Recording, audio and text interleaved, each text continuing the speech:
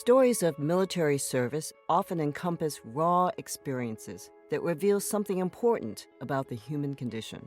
This higher calling to take responsibility for others can extend to different walks of life. In this episode, Serving with Honor, the stories of human connection are among the most memorable and haunting. Hello, I'm Liz Cheng. And I am Patricia Alvarado Núñez. Liz and I co-run Stories from the Stage for GBH and World Channel. Today, we discover what happens when committing your life to service impacts those around you and those back home. Jim Griffin's brother Tommy died unexpectedly in Vietnam. So when Jim grew up, he promised his grieving parents to find out what had happened to Tommy. Turns out that Tommy's friend and fellow soldier, Doug, knew the answer for decades and was ready to tell the story. Juli-Anne Whitney Jensen had no idea that her relationship with her older brother Pete would completely shift from sibling squabbles to long-distance letters when he went off to Iraq. She also had no idea that her letters would become a vital link for Pete and his fellow soldiers so far from home. And one sweltering summer, Kevin Dutremble was alarmed by the prospect of finding housing for 75 refugees coming from different nations with distinct cultures and languages. With hope and his help, could four men with very little in common forge a close bond? Here are our hosts for this episode, Wes Hazard and Theresa Okokon.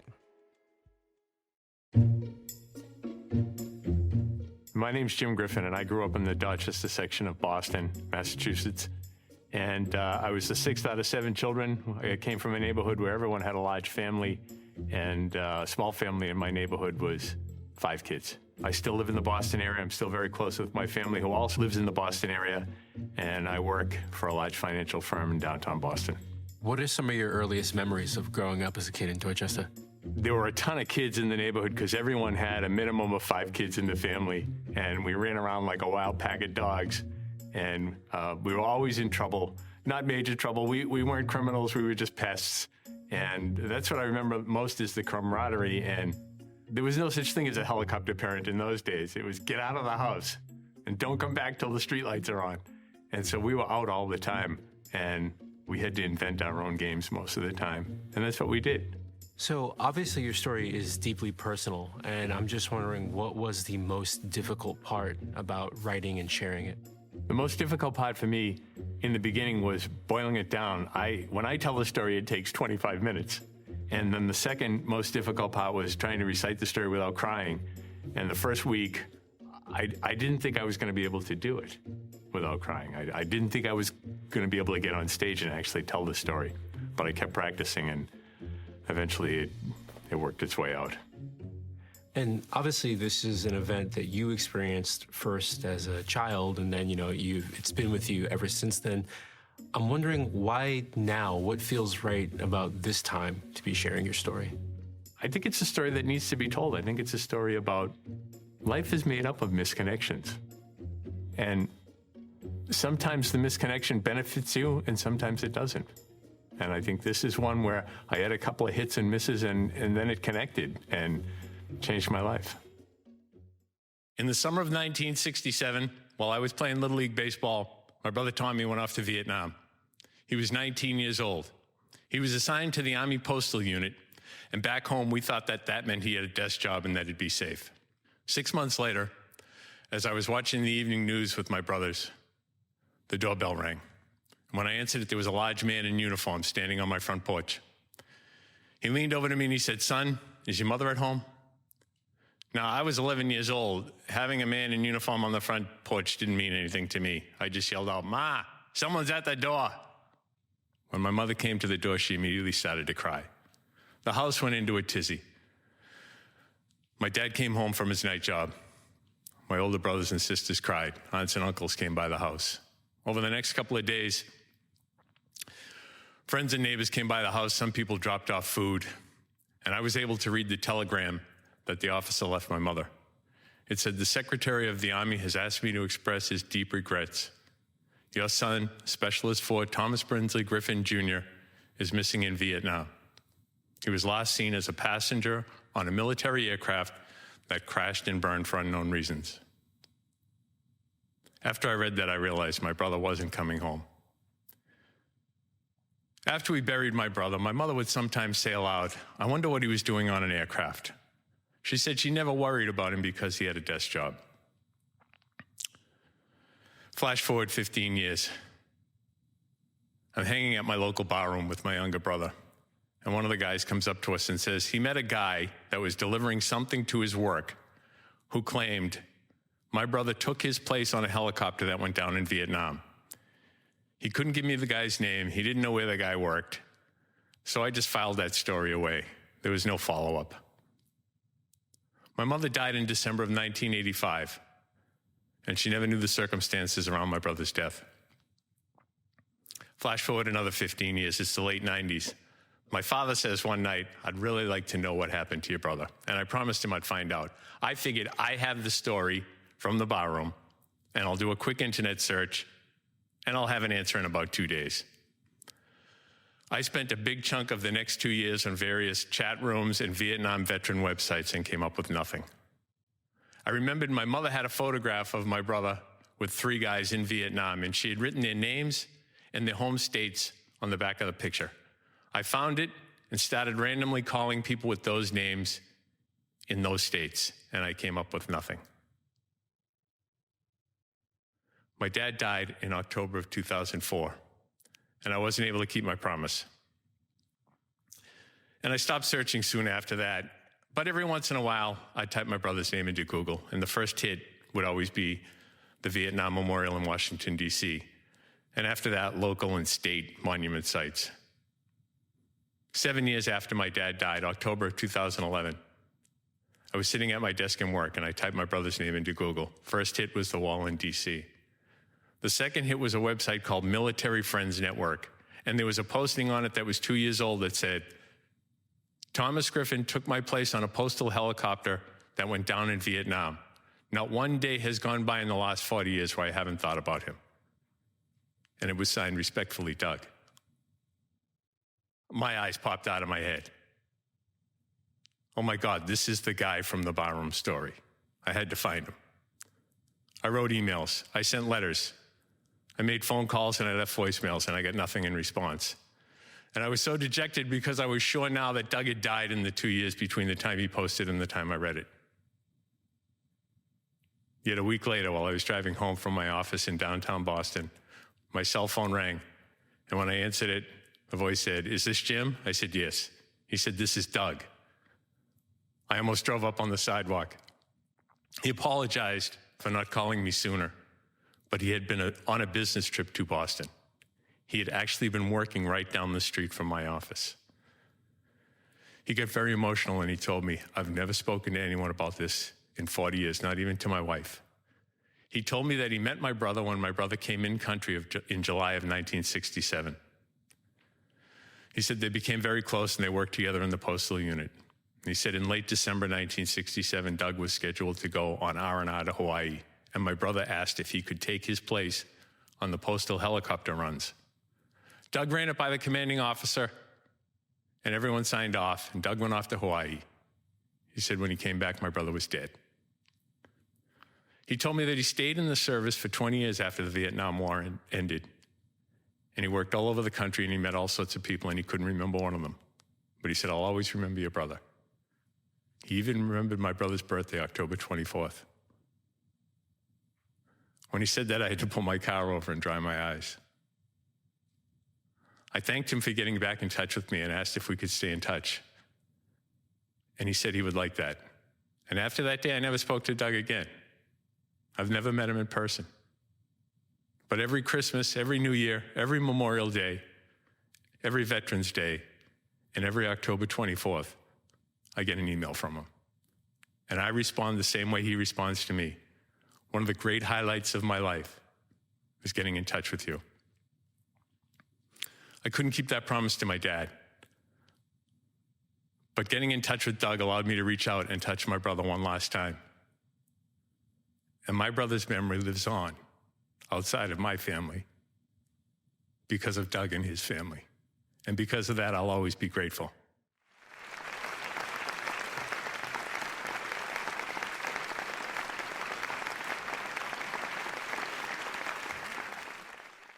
It is incredible that after all those years, Jim was finally able to talk to Doug about Tommy's death. And in detailing then and now, Jim keeps his brother's memory alive, offering some measure of comfort to his family and to Doug. Despite the pervasive pessimism about the internet, our ability to connect with others through distance and the passage of time is a real gift.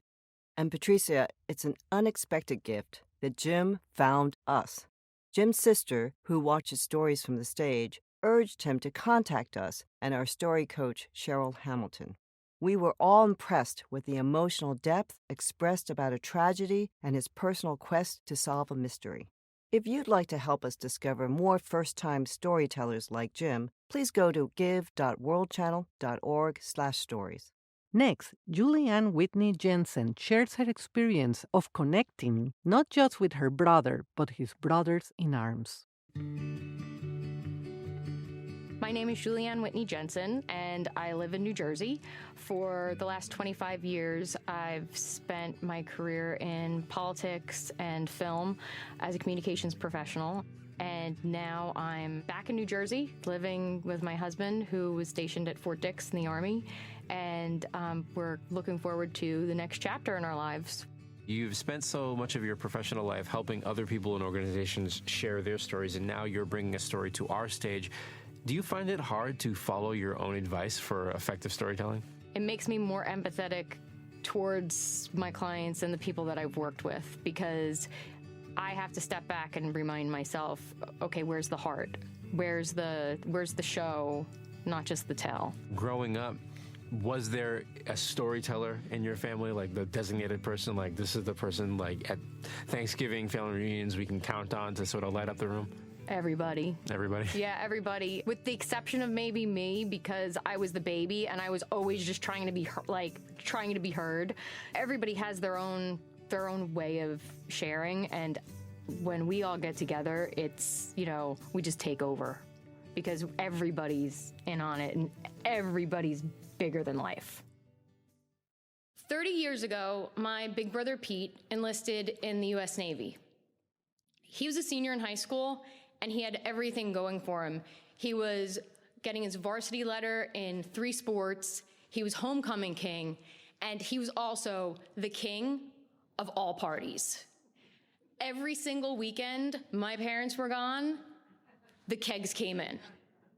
People came from states all around just for his parties. And he learned young, because every dinner, every night was a party in our house. I was number 8, he was number 7, and we had the best dinners. It was laughing, singing, dancing, and fighting. Lots of fighting between me and Pete. We hated each other. We were mortal enemies because we were so different. Because he was this jock, he was Mr. Parkridge High, I was the school mascot, and I dressed up like a big bird. So when he went off to the Navy, part of me was kind of like, thank God. It's like some peace. Until war. Right after he enlisted, he was deployed, and he was sent on a ship across the Pacific to the Persian Gulf for the first Iraq War. And that changed our relationship. We started writing letters, and he went from being this person that I hated to the person I could rely on. He was the person that could make me feel better about high school, about life, about everything that goes on for a teenager. It's like, everything from acne to just life. And the whole time he's being supportive of me, I had no idea how bad it was for him. This was the first time he was ever away from home. He was 18 years old, 6'3", and stuck in child-sized quarters with no fresh air, no fresh water, no fresh food, months on end at sea, with people who were basically strangers. And the whole time I'm complaining, he's bucking me up. He's the one supporting me. And one day, he sends me a letter, and he says, you know what? I get all these letters from home. I get letters from mom and dad, all their brothers and sisters, And you know what? There are guys here who are now my buddies that don't get letters. They don't have anybody at home. They don't have big families. Some of them don't have any family at all. Could you please send them some letters? So I did. And, I sent the same things that I would send to my brother, complaining about not going to the prom, complaining about, what happened at the latest track meet, what happened in, history class. And all these guys, they did the same thing. They bucked me up. They were all like, hey, it's not so bad. You can do this. And they were on their way to war. And they were the ones supporting me, this 16-year-old geek. And they became like my big brothers. Like, not that I didn't already have enough, but they were all there for me. And so after a year, after sharing all these letters and photos and care packages, they all went on to new assignments. I went off to college, and we stopped staying in touch. And I never met any of those guys until just last year. My brother got promoted to major. He had transferred to the Army, and he decided to have one of his epic parties where he invited everyone, Army buddies, Navy buddies, family, friends, everyone. And as soon as the doors open, in walk his buddies, and in walks Cash. He's one of the guys that I shared the most letters with. And I took one look at him, and I knew, even though it was decades later, hey, that's the guy. That's the guy I used to share letters with. And my brother introduces us, even though really no introductions were necessary. And I think to myself, do I mention the letters? Do I not mention the letters? I just decided, you know what, let it go. Enjoy the night, have some fun. And it turned out that he was the one who actually performed the promotion for my brother. He did an amazing toast. There wasn't a dry eye in the house, especially my family, because we're all huge crybabies. And the night went on great. I mean, dancing, laughing, singing, the whole thing. Shut down the Knights of Columbus, went to an Irish pub, lots of drinks flowed, and my big mouth stayed shut about those letters. Until the next morning, we all end up meeting up at the local diner. And in walks the Navy buddies, and in walks Cash. And they're all sitting down, and we're talking about old stories. And they start talking about how Pete used to get the best letters and the best care packages, and now they could see why, because they actually, for the first time, could see this big, huge family and how amazing it was. And I said, well, yeah, I was like, that's just what we do. I was like, it was nice to send him letters and to send some of the other guys letters too. And they're like, yeah, they're like, we love that stuff, anything from home. It's like, it meant everything to us. And we're finishing breakfast, and everybody's saying goodbye, and, pats on backs and hugs and everything. And Cash comes over to me, and he gives me the biggest hug, just huge bear hug. And he whispers in my ear, and he says, I was one of those guys. And I said, I know. Thank you.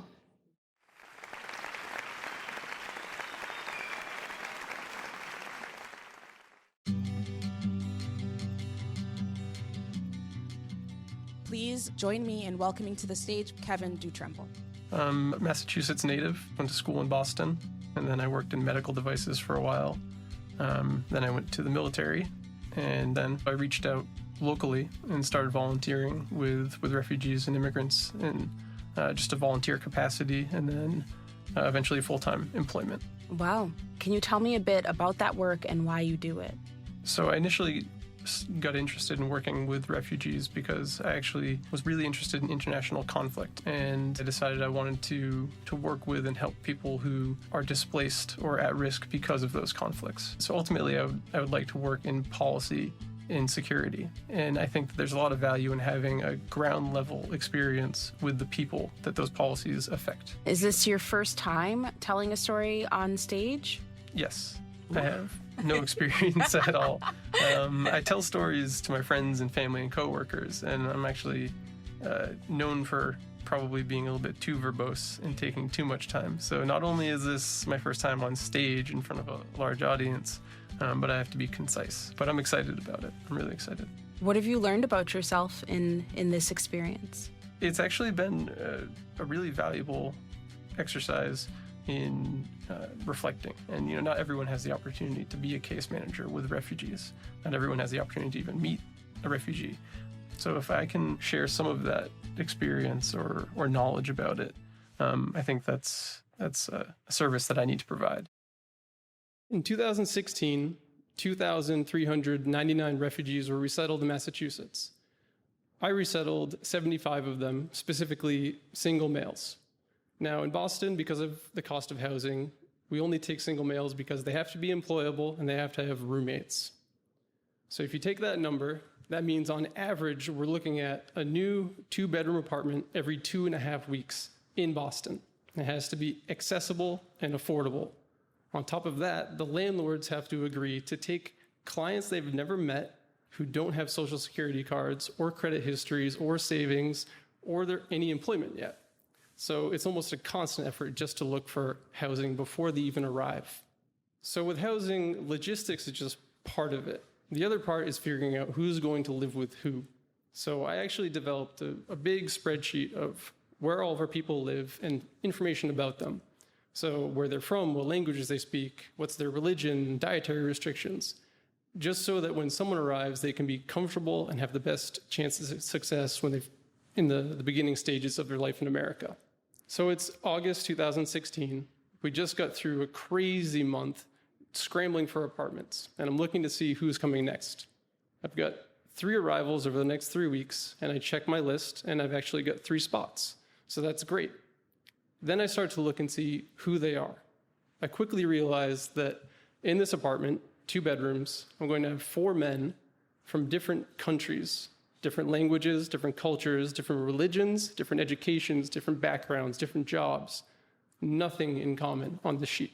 As a case manager, this makes me a little bit nervous because I've had apartments with 6 guys from the same country, even the same village, and they can't live together just because of personalities. But it's all we have, and we're going to make it work. So I'll tell you a little bit about the 4 guys. The one who's already there is from Ethiopia, and he's one of the nicest guys I've ever met. Always had a positive attitude. Even coming home from working all night in a refrigerated packing facility, he was in a good mood. The next to arrive was a client from Afghanistan.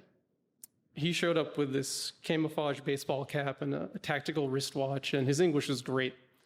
I found out that it's because he worked as an interpreter with U.S. Army Special Forces for 3 years in Afghanistan. He was actually wounded in combat 3 times during that time period. Awesome guy. The next to arrive was a 20-year-old kid from Iraq, and it's not what you'd think. He showed up with Chuck Taylors and skinny jeans and a t-shirt with skulls on it and like a leather wristband with metal studs on it. Not what you'd expect. And all he was concerned about was music. And he listened to everything from Mariah Carey to Metallica. And he was just a good kid. Finally, it was an older gentleman from Somalia. Very well-dressed, very dapper, 0 English. And when Somali didn't work, he tried to speak to me in Italian, which also didn't really work. So these 4 guys are sharing a small 2-bedroom apartment in Massachusetts. Now that everyone's there, we do a home visit, and we basically have a house meeting with all the roommates, and we lay the ground rules. We talk about respecting each other's space and other things where people who haven't lived with other adults from other cultures, you have to do this just to make it work. So the morning I'm going to do this home visit, I'm just expecting it to be very difficult. A lot of things lost in translation, a lot of different personalities, a lot of expectation management, and I'm dreading it. It took me like 10 minutes just sitting in my car outside of the apartment, just giving myself a pep talk, and I go in, but nothing in all of the cases and all of the clients and all the apartments could have prepared me for what was waiting inside. Everything's clean, everything's organized. It was cleaner than the way I left it before they arrived. And everyone was in a good mood. And they had just finished breakfast and they'd already done the dishes. They were sharing tea. Even on the fridge, there was a chart with the chores for the week in 4 different languages and scripts. And they'd done all of this before I even sat them all down together. And I was amazed, and it was awesome, and I felt a little foolish for expecting the worst and literally getting the best. And this wasn't a fluke, it wasn't a honeymoon. And they kept this atmosphere like a family the entire time they lived together. They would study together, they'd take the train together, they helped each other make bank accounts. But it wasn't perfect. There's one day, about 2 months after that first visit, I'm visiting a new arrival in the apartment next door. And as I'm going in, their apartment has the door open, and I hear a commotion inside. I go through the open door, and I see the 4 roommates and then a bunch of other people, neighbors, friends, supposedly interpreting. No idea what's going on, but it's an argument. They don't even notice me come in. I try to get them to calm down. And through the open door behind me comes the landlord. And I think, this is the last thing I need. I'm going to lose this landlord and these apartments. But before I can say anything, the landlord takes control of the room and tells everyone to be quiet and sit down. Now, mind you, he's about this tall. He's 70 years old, and he's from Cambodia, and he himself left a conflict in his own country. He sat them down, and he said, we've all seen enough conflict. We don't need this. We need to respect each other. We need to support each other. We need to love each other. We need to be brothers. And they got it. Regardless of what language they spoke, they got it. And it was done. They made up, they made tea, they carried on. I later found out they were arguing about what temperature they should keep the apartment. So I realized that all of my expectations were built on data, who they are, where they're from, what language they speak. That's not really who they are. Their core values were much stronger than all of those things. They were all kind, they were all patient, they're all hardworking, and they all wanted to make the world better in their own way. In a few weeks, I'll be going back to the military, and I'm going to take my experience here as a case manager working with refugees to remember the human element. When I make decisions that can affect policy, hopefully, and make less refugees. And I think I can do that as long as I remember to remember the people and not just the data.